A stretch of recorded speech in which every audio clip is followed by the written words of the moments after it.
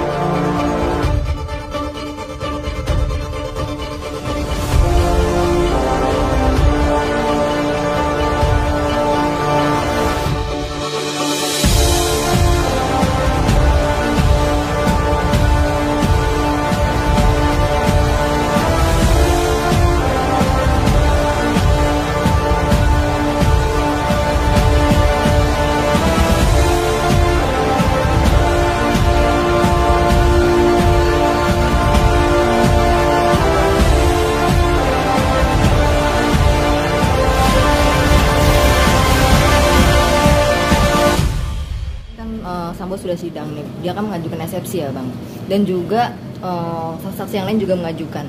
Ini gimana menurut abang? Ini kan jadi dia bahkan Putri sendiri bilang tidak mengerti semua bacaan dakwa kemarin jaksa, padahal sudah dibacakan selama 2 jam. Ini gimana bang? Yang pertama persoalan eksepsi, bahasanya setiap orang tersangka diberikan hak untuk melakukan eksepsi ya. Eksepsi ini adalah pembelaan secara formal untuk aspek formal dari materi ya, bukan materinya tapi formalnya. Apakah bisa disidang di PN Selatan? Apakah waktunya udah benar? Apakah peristiwa hukumnya terjadi apa tidak? Gitu. Kalau peristiwa hukumnya tidak terjadi, peristiwa pidana tidak terjadi, kita eksepsi. Bahwasanya nggak ada pembunuhan kok, kenapa disidang? Nah, itu eksepsi namanya. Atau ini pengadilan selatan nggak berwenang karena kejadiannya bukan di sini, kejadiannya di daerah Batam misalnya, itu eksepsi. Nah, eksepsi hanya sebatas itu. Utamanya kalau yang seperti ini, seperti kasus Sambo ini eksepsi yang sifatnya adalah peristiwa hukum. Tapi kan peristiwa hukumnya terjadi, ada, gitu kan?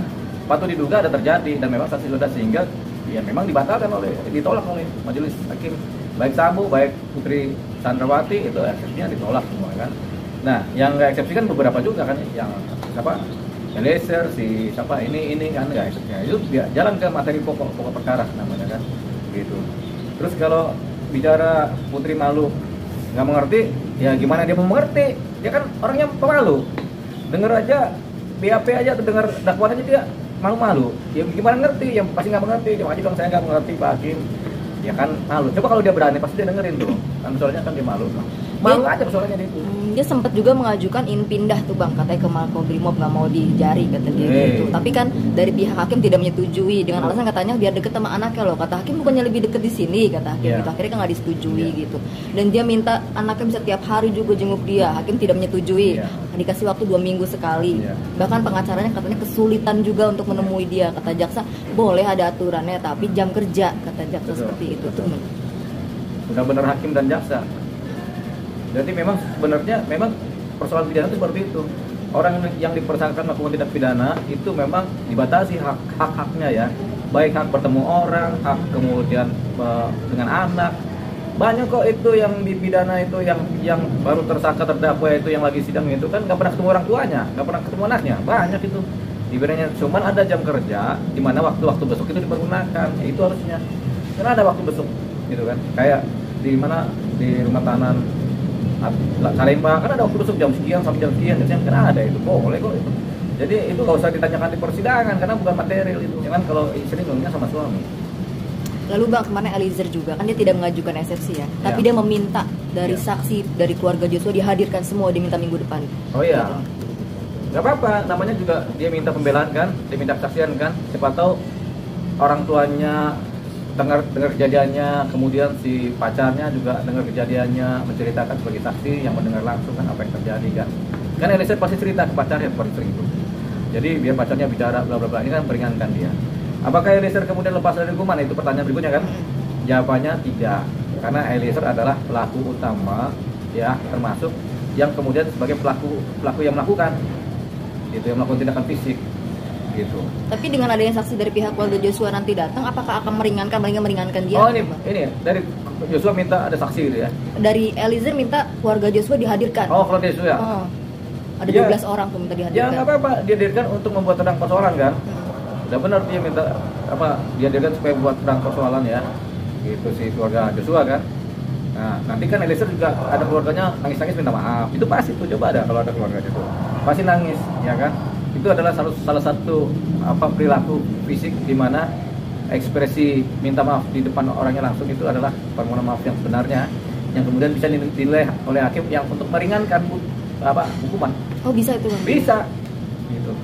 Coba aja kalau kita ini habis berantem sama bini terus kita nangis-nangis ke lututnya bini minta maaf, pasti kan ada peringanan itu kan. Selingkuh yang tadinya ketawa jadi sumir selingkuhnya. Sama itu juga dengan kasus beginian nih. Kemarin juga Eliezer minta maaf. Udah pernah selingkuh belum kan? Jangan sampai ya. Kemarin juga Eliezer kan minta maaf setelah sidang kan, kita ke semua media dia minta maaf, menunjukkan malah dia hampir menangis dia di situ minta maaf untuk keluarga Joshua segala macam juga tuh Bang.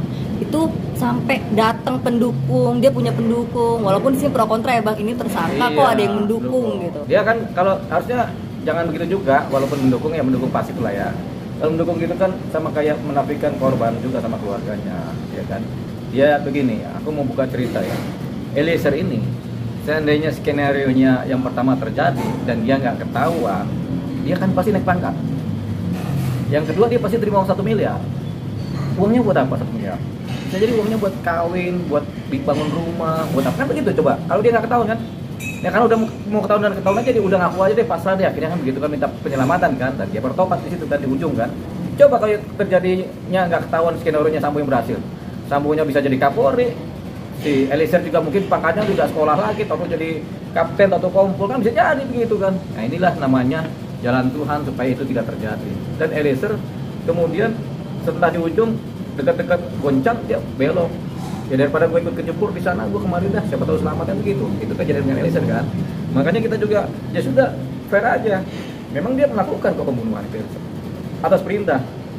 Tapi kan dia juga setelah pembunuhan atas perintah yang salah, dia nggak melaporkan juga kepada pimpinan yang di Brimob. Harusnya kan setelah melakukan itu dia langsung entah 2 jam berikutnya 3 jam dilapor, Pak, kemudian saya diperintah sama Pak Sambo nembak orang benar apa tidak kan begitu. Dia kan Barada, Bayangkara 2. Kan dia udah punya posisi untuk mengetahui ini salah apa tidak sebenarnya. Kan tidak dilakukan sampai 1 bulan kan. Setelah di ujung-ujung baru dia minta maaf segala macam gitu kan, bertobat gitu kan. Ya tetap berarti dia termasuk dalam skenario ini. Cuman dia sebagai justice kolaborator dan dia melakukan pembukaan cerita yang jujur, sehingga hukuman yang harusnya dia 20 tahun menjadi cuma mungkin 3 tahun, 2 tahun karena dia sebagai justice kolaborator. Tapi dia tidak bersalah secara hukum. Makanya dia ngakuin saya salah, mau dia pernah juga saya salah. Siap saya menerima hukuman gitu.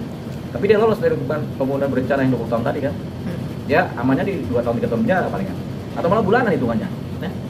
Tapi dengan pemuja dia nih Bang, banyak pemom dari daerah-daerah emak Indonesia bisa disebut juga katanya. Begini, ketika dia mengaku bersalah dan dia merasa sudah bertobat, muka dia kan ganteng. Ketika dia mengakui semuanya timbul simpati kan. Simpati ke dia karena dia mengakui, ditambah dia punya ganteng, otomatis orang Indonesia akan terpengaruh, kelepek namanya. Coba Sambo kurang ganteng apa itu? Gagah kan?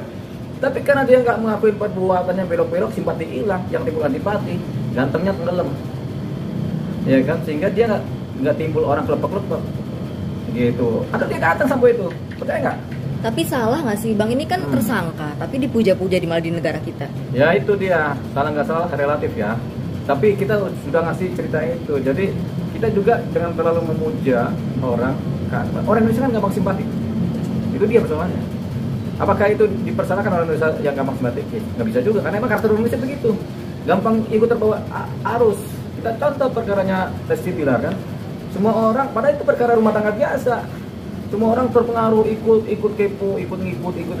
Ketika kemudian dibegitukan oleh Lesti dan Bilar, rasanya kecewa. Salah, yang salah bukan Lesti dan Bilar, tapi yang salah nih orang Indonesia nih. Ngapain sih kepo banget sama urusan orang rumah tangga? Ya enggak? Kan? Jadi perilaku orang Indonesia pada umumnya begitu, karena aspek paguyubannya tinggi. Coba kalau kejadiannya di bule di Amerika, ya bodoh amat kan gitu kan. Ya terserah begitu. Ada simpati juga kan, tapi ya nggak banyak. Indonesia kan gampang terkenal. Berlebihan ya berarti orang Indonesia ya, Bang? Ya enggak, karena emang kualitas orang Indonesia begitu. Nggak bisa disebut berlebihan juga. Kita nggak bisa mempersalahkan karakter orang Indonesia, kan itu karakter. Karakter yang banyak ini kan normal. Yang nggak normal tuh kalau karakternya dikit. Kalau dari pandangan abang nih, nanti seperti apa kelanjutan persidangan ini minggu depan nih bang? Gimana Sambo? Sambo dan saksi-saksi yang lain nih bang? Kan eksepsi ditolak, tentunya kan keterangan saksi dimulai. Habis keterangan saksi dimulai, bukti-bukti ditunjukkan. Habis bukti ditunjukkan, baru kemudian tuntutan. Replik dulu, duplik. Habis duplik, tuntutan. Habis tuntutan pledoi, putus. Kira-kira Sambo akan dijatuhkan kemana? Ya kalau analisis kita sih dia pemberatan ya, hukuman maksimal dengan pemberatan. Jangan terjadi pembunuhan berencana hukum mati kalau baru sekali melakukan, gitu kan. Kecuali kasusnya Rian Jombang, itu kan banyak dia melakukan pembunuhan kan, dan disengaja kan berencana semua. Dia diputus hukuman mati, tapi belum dieksekusi sampai sekarang. Rian Jombang, tapi dia bukan aparat. Ini Sambo ini pembunuhan berencana dan dia adalah aparatnya aparat sebenarnya. Makanya hukuman maksimalnya bisa jadi hukuman mati, bisa jadi hukuman mati. Saksi yang lain kayak PC dan yang lain-lainnya? Ya itu kemudian berencana dia ikut turut serta kan. Ya karena dia tidak melakukan kan tapi tahu dan ikut merencanakan ya sama juga. Mungkin 15 tahun, ada 10 tahun, ya kan. Kalau Putri Malu nggak tahu berapa tahun. Bisa dibilang kata yang bilang karena. Bentar, kalau Putri Malu dihukum 10 tahun berapa lama umurnya dia sekarang di penjara? Ya berapa sih? Kan umurnya kan 48. Kalau 10 tahun, kalau 10 tahun kan 58 tuh. Udah jadi nenek-nenek. Kita jangan bilang lagi Putri nanti 10 tahun ke depan ya. Soalnya kita juga pasti jadi kakek-kakek juga kan. Jadi kita bilang nek Putri kan. Oh, nek Putri. Tapi memang namanya Putri sih, tetap Putri juga. Nek Putri namanya. Nanti 10 tahun kemudian kalau pada masih sehat semua ya. Jangan lupa kita nanti di sini juga kita ngobrol tuh 10 tahun kemudian. Bang, ternyata udah jadi nenek-nenek gitu. Itu tahun 2030 tuh kelihatannya tuh. Tapi akan jelas benderang nggak sih nih akhirnya kasus ini, Bang? Kasus ini terang benderang dong. Yang nggak terang benderang tuh motifnya.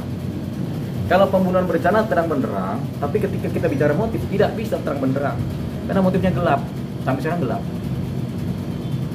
Emang ada bicara motif di persidangan? Kan tidak.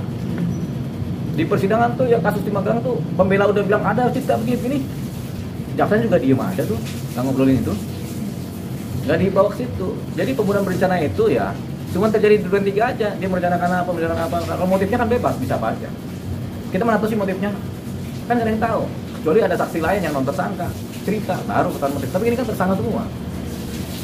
Bahasanya Effendi Simbolon tuh gerombolan mereka ini. Bahasanya Effendi Simbolon ya. Ini gerombolan nih para tersangka ini.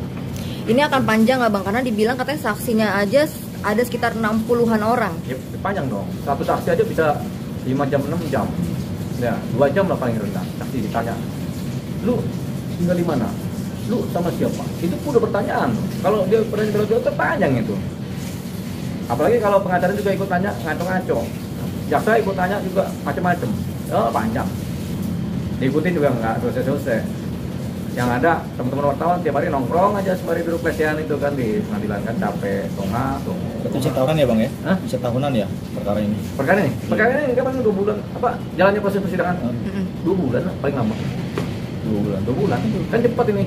Dia udah safety baru minggu depan kan masuk ke Senin kan seminggu 2 kali, cepet kok. Karena mereka kan bukan orang-orang yang terbuka. Mereka takut nggak dibayar juga kan adanya, gitu kan. Ya kan? Takut salah bicara. Gitu. Kan mereka jangan sampai si Jolipa tuh ngomong sembarangan, gitu kan. Bikin persoalan aja hidup di dunia ini kan gitu kan. Mereka kan kebanyakan pengacara yang terlatih untuk diam, menjaga rahasia-rahasia yang harus dijaga. Walaupun rahasia itu harusnya untuk kepentingan publik kan begitu kan. Jadi susah. Kadang-kadang ditanya juga diem aja, banyak pengacara begitu. Dalam hatinya, mau jawab apa gue ya? Kan ada hati gitu. Kalau tanya, oh, dulu aku salah. Apa cari aman gitu mereka bang? Sama kliennya? Bisa aja dong cari aman. Bahkan kemarin sempat ada berita juga Kamarudin dicekal di TV One, nggak jadi ini kata dia. Ya mungkin ya, sama kayak Aneh kan juga habis dipanggil buru-buru dibatalin. Ada juga begitu kan. Udah dipanggil, oke kita udah oke.